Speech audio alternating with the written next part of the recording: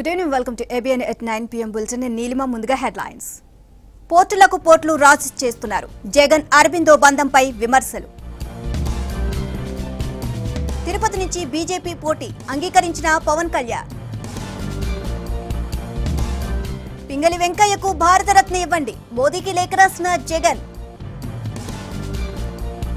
Steel ఉద్యమం ఉధృతం, టాలీవుడ్ కు తగిలిన సెగ. ఉక్కు ఉద్యమానికి మద్దతులో తప్పేంటి, తమకు హక్కుందన్న కేటీఆర్. యాదాద్రి ఆలయం గడువులోపు పూర్తి, తుది దశ పనులపై కేసీఆర్ సమీక్ష. కోయంబత్తూర్ సౌత్ నుంచి కమల్ పోటీ, ఆసుపత్రి నుంచి కాసేపట్లో మమతా డిశ్చార్జ్. అమాంతంగా పెరిగిన అదానీ సంపద, ఎలన్ మస్క్ అమెజాన్లను దాటేసిన గురుడు. తొలి T20లో తడబడిన టీమిండియా, పరువు కాపాడిన శ్రేయస్ అయ్యర్.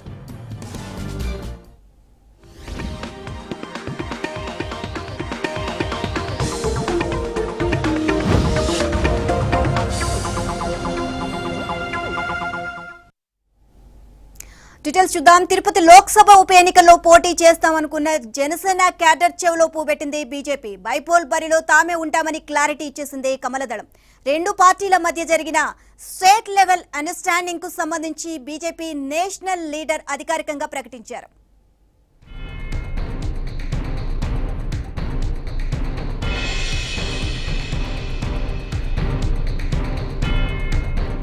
తిరుపతి ఎంపీ ఉప ఎన్నికల్లో బీజేపీ అభ్యర్థే పోటీ చేస్తారని క్లారిటీ ఇచ్చేశారు.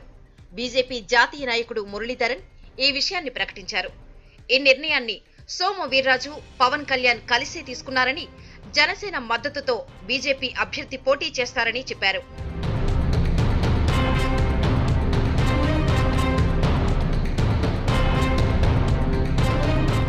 తిరుపతి ఉప ఎన్నికపై రెండు పార్టీల అగ్రనేతల మధ్య ఎప్పటినుంచో అండర్స్టాండింగ్ ఉన్నట్లు తాజా ప్రకటనతో తేలిపోయింది.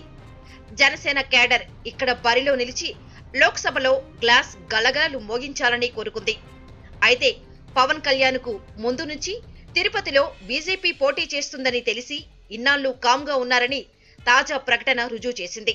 వైసీపీ సిట్టింగ్ ఎంపీ అకాల మరణంతో సీటు ఖాళీ అయినప్పటి నుంచే తిరుపతి నుంచి బీజేపీనే పోటీ చేస్తుందని కమల దళం చెబుతూ వస్తోంది. మధ్యలో పవన్ కళ్యాణ్ తిరుపతిలో పోటీ చేస్తామని కార్యకర్తల్లో జోష్ నింపినా అదంతా ఒట్టిదే అని తాజా ప్రకటన స్పష్టం చేసింది.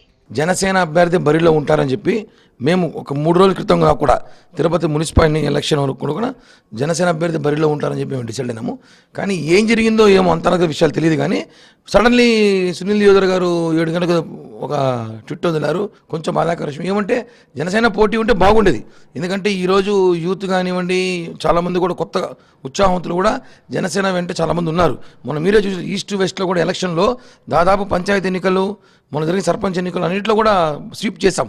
కాబట్టి అదే జోష్ ఇక్కడ చూస్తాం అని ఒక ఆశతో ఉన్నామండి మేము కూడా. పంచాయతీ ఎన్నికల్లో బీజేపీ కంటే ఎక్కువ గ్రామాల్లో గాజు గ్లాసు మోగినా మున్సిపల్స్ లో ఎక్కువ ఓట్లు, సీట్లు సాధిస్తామని ధీమాగా ఉన్నప్పటికీ జనసేనాని తిరుపతి సీటును బీజేపీకి అప్పచెప్పడంపై మెగా అభిమానులు ఉసూరుమంటున్నారు. గ్రేటర్ హైదరాబాద్లోనూ పోటీ చేస్తామని చెప్పి క్యాడర్ను ముందుకు తోసిన పవన్ తాజాగా తిరుపతిలోనూ హైప్ క్రియేట్ అయ్యాక వెనుకడుగు వేయటంపై జనసేనలో కార్యకర్తలు లోలోన అసంతృప్తికి లోనవుతున్నారు.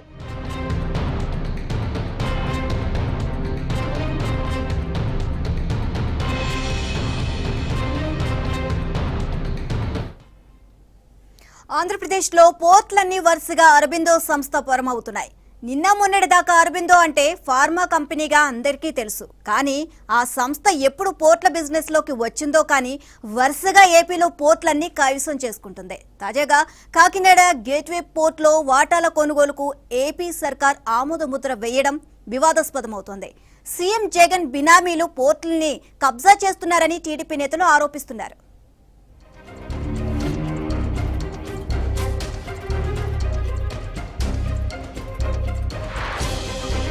ఆంధ్రప్రదేశ్లో వైఎస్ఆర్ వైఎస్ఆర్ కాంగ్రెస్ పార్టీ ప్రభుత్వం అధికారంలోకి వచ్చిన తర్వాత వ్యాపార రంగంలో పరిస్థితులు అనూహ్యంగా మారిపోతున్నాయి. రివర్స్ టెండర్ల పేరుతో ఏపీలో జరుగుతున్న అభివృద్ధి పనుల కాంట్రాక్టులన్నిటినీ అస్మదీయులకు కట్టబెట్టేశారన్న విమర్శలు వెల్లువెత్తుతున్న సమయంలోనే కొత్తగా పోర్టులన్నీ వైసీపీ నేతలకు అత్యంత సన్నిహితులైన బంధువుల పరం అవుతుండటం అనుమానాలకు తెరతీస్తుంది. తాజాగా కాకినాడ సెస్ ప్రధాన వాటాదారైన జీఎంఆర్ ఆకస్మికంగా అరబిందో రియాలిటీ ఇన్ఫ్రా లిమిటెడ్ కు తన 51% సెస్ వాటాను 2,610 కోట్లకు గత ఏడాది విక్రయించింది. భోగాపురం విమానాశ్రయాన్ని జీఎంఆర్ కు గత ప్రభుత్వం ఇస్తే దాన్ని జగన్ సర్కార్ రాగానే క్యాన్సిల్ చేసింది. మళ్లీ జీఎంఆర్ కే కేటాయిస్తూ ఉత్తర్వులు జారీ చేసింది. ఆ తర్వాత కాకినాడ సెస్ ఒప్పందం జరిగింది.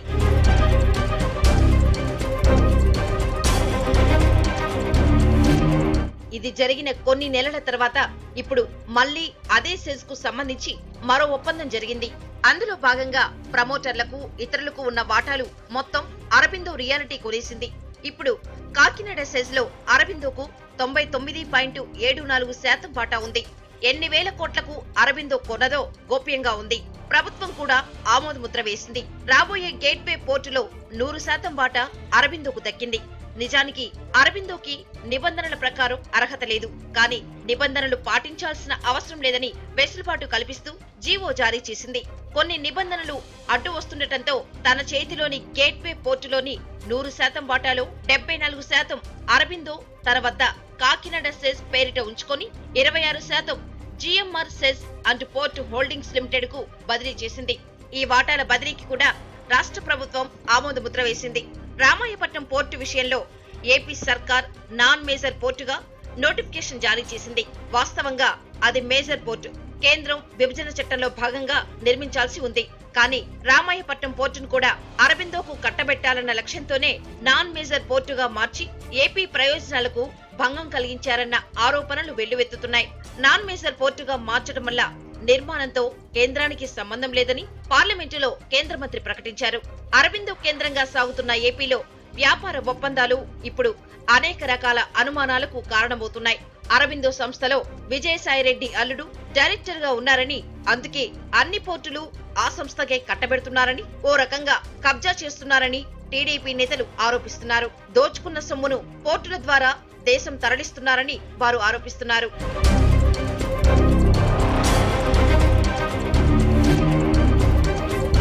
అరబిందో సంస్థ పేరు ఏపీలో ఒక్క పోర్టుల విషయంలోనే కాదు, చాలా వ్యాపార ఒప్పందాల్లో వినిపిస్తోంది.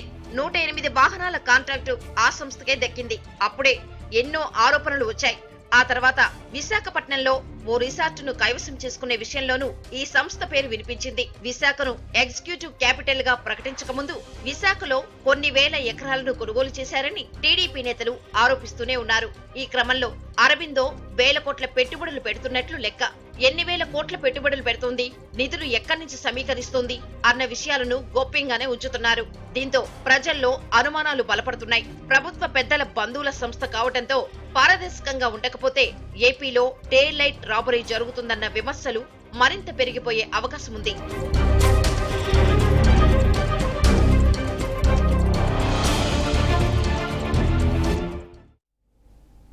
విశాఖ స్టీల్ ప్లాంట్ ప్రైవేటీకరణకు వ్యతిరేకంగా సమ్మె సైరన్ కు పిలుపునిచ్చిన కార్మికులకు మద్దతు పెరుగుతోంది. సినీ హీరో శివాజీ, సిపిఐ మాజీ జేడీ లక్ష్మీనారాయణ, మాజీ సీఎండీ శివసాగర్ రావు కార్మికులకు మద్దతు పలికారు. ఇప్పటి వరకు మద్దతు పలకని టాలీవుడ్ కు సెగ తాకింది.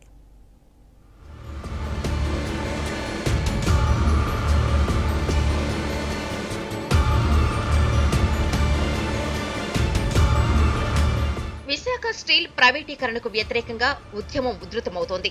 ఇప్పటికే ఉద్యమాలతో రగులుతున్న విశాఖలో సమ్మె సైరన్ మోగనున్నది. ఈ నెల 25 తర్వాత సమ్మెకు వెళ్తామని కార్మికులు యాజమాన్యానికి నోటీసులు ఇచ్చారు. ప్రైవేటీకరణ నిర్ణయంపై వెనక్కి తగ్గే వరకు పోరాటం చేస్తామని కార్మికులు స్పష్టం చేస్తున్నారు. నిబంధనల ప్రకారం 14 రోజుల నోటీస్ గడువు ఇచ్చారు. ఈ నెల 17న అఖిలపక్షం కార్మిక సంఘాల ఆధ్వర్యంలో బంద్, 20న బహిరంగ సభ నిర్వహించనున్నారు.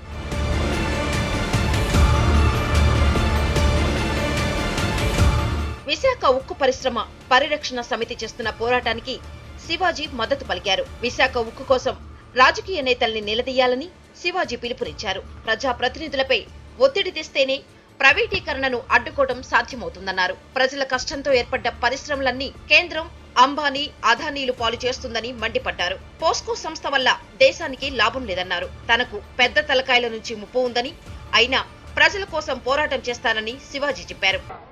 పరిగెత్తించండి అంటే పరిగెత్తించండి కొత్తమని కాదు, ఢిల్లీకి పరిగెత్తించండి, అడగండి మా ప్రాంతం కోసం మీరేం చేస్తున్నారు, ఈ ప్రాంతంలో మునిగిపోతామని విశాఖ స్త్రీలు ఏం చేస్తారు మీరు ప్రజలు పెట్టండి, మీరు అడగండి మీ నాయకుల్ని. ఖచ్చితంగా విశాఖ ఉక్కుని సాధించే వరకు నిద్రపోమనే సంకల్పం మీద పెట్టుకోండి. ఆ లీడర్స్ ని కదిలించండి. మీరు ఆ లీడర్స్ ని కదిలిస్తే దీన్ని ఎవ్వడూ కదిలించలేడు. ఇది నిజం. అలాగే చంద్రబాబు నాయుడు గారు నిలబడరండి, ఆయన నిలబడరండి. అటువంటిప్పుడు ఎందుకు భయపడాలా? భయపడదు. కానీ ఇక్కడికి వచ్చే ప్రతి నాయకుడిని ప్రశ్నించండి. విశాఖ ఉక్కును ప్రైవేటీపరం చేయొద్దంటూ మాజీ CBI JD Lakshminarayana, steel plant మాజీ సీఎండీ శివసాగర్ రావు కేంద్రానికి లేఖ రాశారు. దేశంలో ఉన్న గనులు ఏ ప్లాంట్ ప్రైవేటీకరణ కాకుండా ప్రభుత్వ రంగ సంస్థగాని కొనసాగించేందుకు ప్రత్యామ్నాయ మార్గాలు ఉన్నాయని లేఖలో తెలిపారు. దేశంలో ఉన్న గనులు, పరిశ్రమలు, స్టీల్ ప్లాంట్ భూములు ఆర్ఐఎన్ పేరు మీద స్టీల్ జైంట్ గా రూపొందించాలని కేంద్రానికి రాసిన లేఖలో వారు సూచించారు.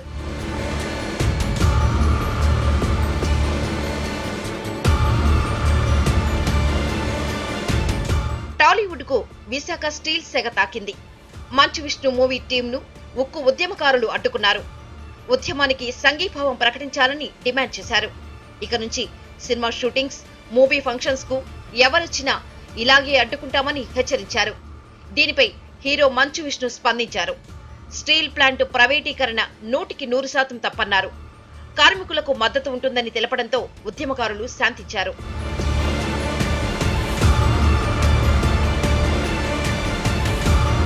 ఈసీ నుంచి పార్టీకి సంబంధించిన అనుమతులు వస్తాయని ధీమా వ్యక్తం చేస్తుంది షర్మిల టీం. 1,00,000 మందితో సభ నిర్వహించి సత్తా చాటాలని చూస్తున్న షర్మిల జిల్లాలో సన్నాహక సమావేశాలు త్వరగా కంప్లీట్ చేయడంపై ఫోకస్ చేశారు.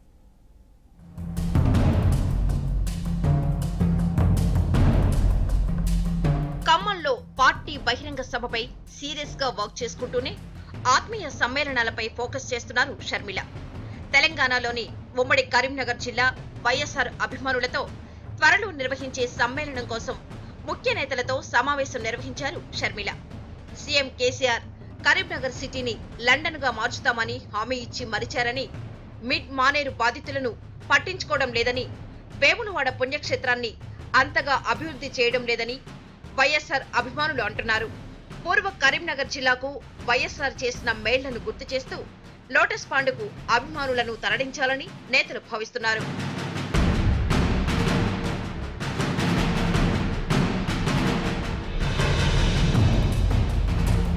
ఆత్మీయ సమ్మేళనాలు పూర్తి చేయాలని చూస్తున్న షర్మిల టీం 27న ఆదిలాబాద్, నిజామాబాద్ నేతలతో, 31 లోపు మెదక్ జిల్లా నేతలతో సమావేశమయ్యే అవకాశం ఉంది.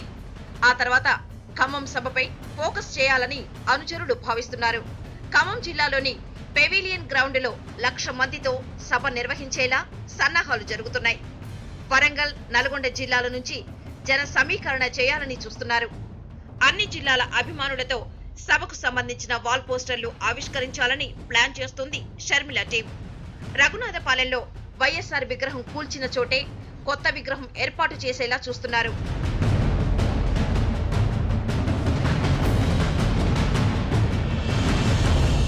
పార్టీ అనుమతులకు సంబంధించి ఢిల్లీలో మకాం వేసిన షర్మిల అనుచరులు ఈసీకి కావలసిన పత్రాలు సమర్పించినట్లు తెలుస్తోంది. పార్టీ పేరు వైఎస్ఆర్టీపీకి అర్థం చెప్పేందుకు 3 రకాల కొటేషన్లు సిద్ధం చేసినట్లు సమాచారం. యువజన శ్రామిక రైతు తెలంగాణ పార్టీ కోసం ఎక్కువగా ప్రయత్నాలు జరుగుతున్నట్లు టాక్. వచ్చే వారం రోజుల్లోనే ఎన్నికల సంఘం అనుమతులు వస్తాయని లోటస్ పాండ్ వర్గాలు ధీమాగా ఉన్నాయి.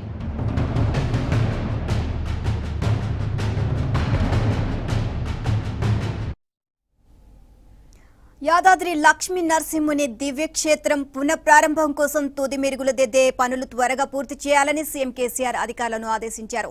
ఇందుకు సంబంధించి ప్రగతి భవన్లో కేసీఆర్ సమీక్షించారు. యాదాద్రి పుణ్యక్షేత్ర పునర్నిర్మాణ పనులు తుది రూపుదాల్చుతున్న నేపథ్యంలో తీసుకోవాల్సిన జాగ్రత్తలు, దివ్యమైన అలంకృత రూపం కోసం కార్యాచరణ గురించి సీఎం ఆలయ అధికారులతో చర్చించారు.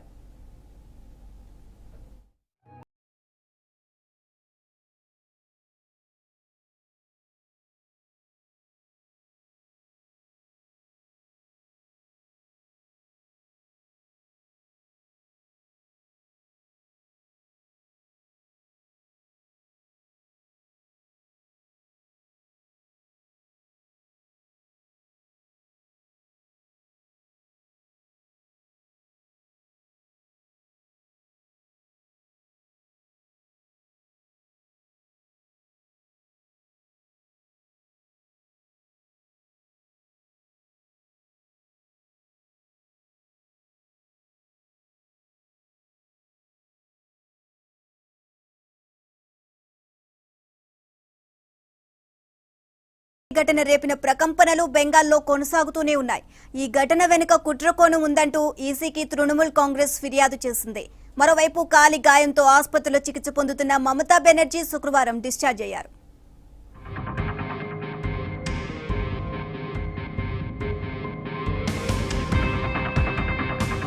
పశ్చిమ బెంగాల్ సీఎం మమతా బెనర్జీపై దాడి జరిగిందని ఆరోపిస్తున్న తృణమూల్ కాంగ్రెస్ ఈ ఘటనపై కేంద్ర ఎన్నికల సంఘానికి ఫిర్యాదు చేసింది. ఢిల్లీలోని కేంద్ర ఎన్నికల సంఘం అధికారి సునీల్ అరోడాను 6 టీఎంసీ నేతలతో కూడిన ప్రతినిధి బృందం కలిసింది. దీదీపై దాడి వెనుక లోతైన కుట్ర ఉందని, ఈ ఘటనపై లోతైన దర్యాప్తు చేపట్టాలని డిమాండ్ చేసింది. ఇందుకు సంబంధించి కొన్ని మెమోలు కూడా సమర్పించింది. గతంలో సోషల్ మీడియా వేదికగా బీజేపీ నేతలు ముఖ్యమంత్రిపై బెదిరింపులకు పాల్పడ్డారని టీఎంసీ ఆరోపించింది.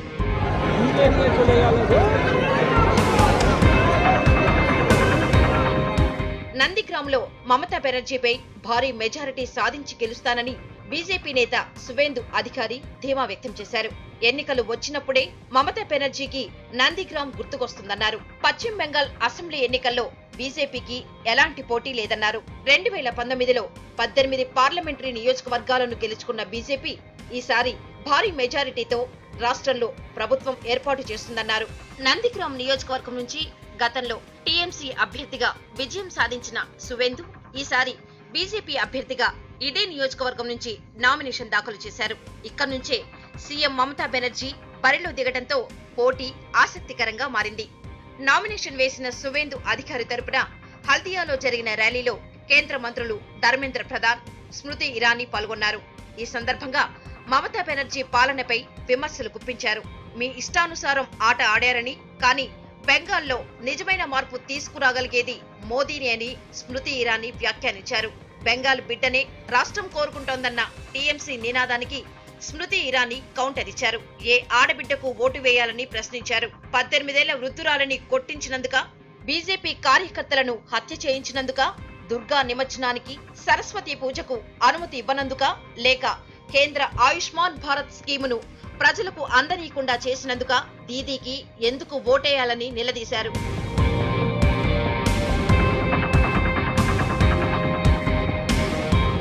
అటు బెంగాల్ ఎన్నికల సందర్భంగా కాంగ్రెస్ పార్టీ తన స్టార్ క్యాంపెయినర్స్ జాబితాను శుక్రవారం విడుదల చేసింది. కాంగ్రెస్ అధ్యక్షురాలు సోనియా గాంధీ, మాజీ ప్రధాని మన్మోహన్ సింగ్, ఎంపీ రాహుల్, ప్రధాన కార్యదర్శి ప్రియాంక గాంధీ, జితిన్ ప్రసాద్తో పాటు 30 మందికి ఇందులో చోటు కల్పించింది అధిష్టానం. అయితే అధిష్టానంతో విభేదిస్తున్న G23 నేతల గ్రూపును మాత్రం అధిష్టానం దూరంగా ఉంచింది. బెంగాల్ స్టార్ క్యాంపెయినర్స్ జాబితాలో రాహుల్ టీముకు అధిక ప్రాధాన్యం దక్కినట్లు కనిపిస్తోంది. మార్చి 27న తొలి విడత పోలింగ్ తో బెంగాల్ ఎన్నికలు మొదలై 8 విడతలుగా పూర్తి కానున్నాయి. మే 2న ఫలితాలు వెలువడతాయి.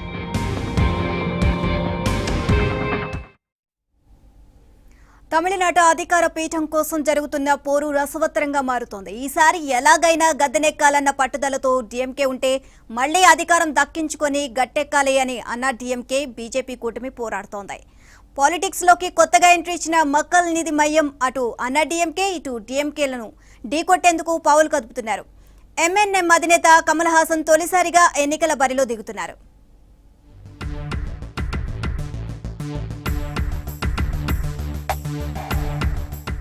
తమిళనాడులో అసెంబ్లీ ఎన్నికలు దగ్గర పడుతుండటంతో ప్రధాన పార్టీలు జోరు పెంచాయి.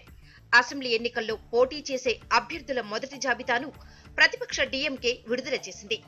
డీఎంకే అధ్యక్షుడు స్టాలిన్ కొలతూరు నియోజకవర్గం నుంచి బరిలోకి దిగుతున్నారు. ఆయన కుమారుడు యువజన విభాగం నేత ఉదయనిధి స్టాలిన్ చెపాక్ నియోజకవర్గం నుంచి పోటీ చేస్తున్నారు. ఎన్నికల అభ్యర్థులను ఎంపిక చేసే సమయంలో డీఎంకే ఓ ఇంటర్వ్యూను నిర్వహించడం ఆనవాయితీగా వస్తుంది. పార్టీ వ్యవస్థాపకుడు కరుణానిధి కాలంలోనూ ఈ ప్రక్రియ కొనసాగింది.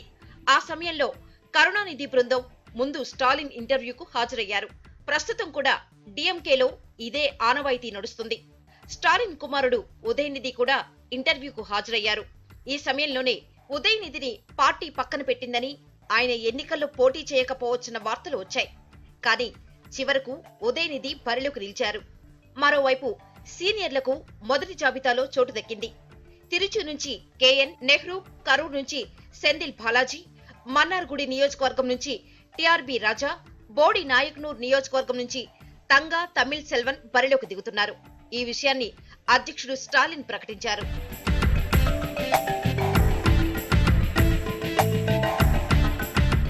మరోవైపు మక్కల్ నీది మాయం చీఫ్ కమల్ హాసన్ కోయంబత్తూరు సౌత్ నియోజకవర్గం నుంచి తమిళనాడు అసెంబ్లీ ఎన్నికల్లో పోటీ చేయనున్నారు. ఈ విషయాన్ని ఎంఎన్ఎం ప్రకటించింది. సినీ రంగం నుంచి రాజకీయాల్లోకి వచ్చిన కమల్ తొలిసారి ఎన్నికల బరిలోకి దిగుతున్నారు. 234 అసెంబ్లీ స్థానాల్లో భాగస్వామ్య పార్టీలతో కలిసి పోటీ చేస్తున్నారు. 154 స్థానాల్లో ఎంఎన్ఎం పోటీ చేయనుండగా భాగస్వామ్య పక్షాలైన ఆల్ ఇండియా సమత్వ మక్కల్ కచ్చి, ఏఐఎస్ఎంకే, ఇండియా జైనాయిక కచ్చి చెరో 40 స్థానాల్లోనూ పోటీ చేస్తున్నాయి. తమ కూటమి ముఖ్యమంత్రి అభ్యర్థి కమల్ హాసనేనని ఏఐఎస్ఎంకే చీఫ్ శరత్ కుమార్ ఇప్పటికే ప్రకటించారు.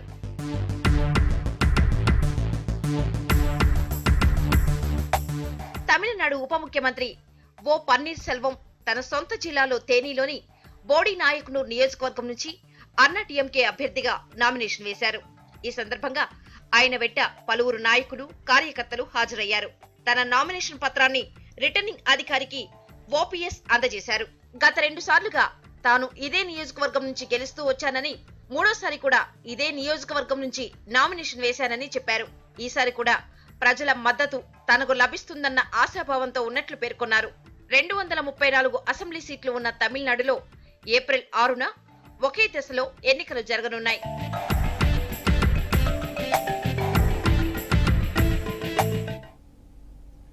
వచ్చే ఏడాది జరగనున్న భారతదేశ 75వ స్వాతంత్ర ప్రారంభ వేడుకలు దేశవ్యాప్తంగా ఘనంగా జరిగాయి. అమృత్ కా ఆజాదీ మహోత్సవ్ పేరిట నిర్వహిస్తున్న ఉత్సవాలకు ప్రధాని నరేంద్ర మోదీ శ్రీకారం చుట్టారు. ఇటు తెలంగాణలో సీఎం కేసీఆర్, గవర్నర్ తమిళసై 75వ భారత స్వాతంత్ర దినోత్సవాలను ప్రారంభించారు.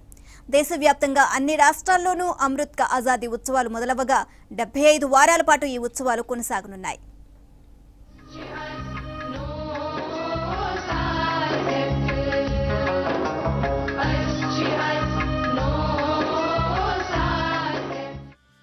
దేశవ్యాప్తంగా 2021 ఆగస్టు 15న జరగనున్న 75వ స్వాతంత్ర వేడుకల ప్రారంభోత్సవాలు మొదలయ్యాయి.